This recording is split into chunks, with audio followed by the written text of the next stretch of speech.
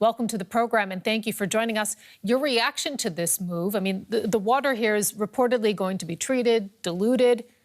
Can it be safe? No, absolutely not. And the Japanese government and the owner of the site, Tokyo Electric, have shown over the years that they cannot be trusted with their assurances. These discharges are going to maybe start in 2 years' time, but it's at least 30 years of nuclear waste dumping in the Pacific that will result. They say it's unavoidable for their part. So, I mean, what do you make of that claim? And do you see an alternate way to potentially deal with the problem? The clear alternative has existed for years, and that's long-term storage.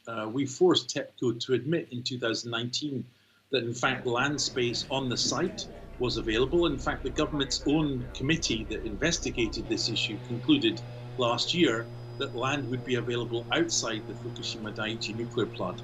So the 2022 idea that it's running out of space is a myth, and it just serves the interests of the government, which wants to basically dump this problem into the Pacific. 90, which would be released by these discharges, concentrates in the bones of both fish and humans, increasing cancer risks.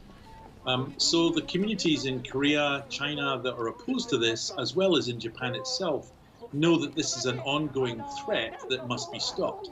So what you're going to see, I think, over the coming weeks, months, and even years, is increasing opposition to the Japanese government's decision.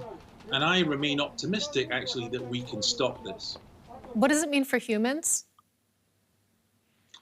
So any radioactivity that's released into the environment will have a consequence. Obviously, it depends what type of radioactivity, how that moves through the environment, how it bioaccumulates, for example, in seafood. 抖音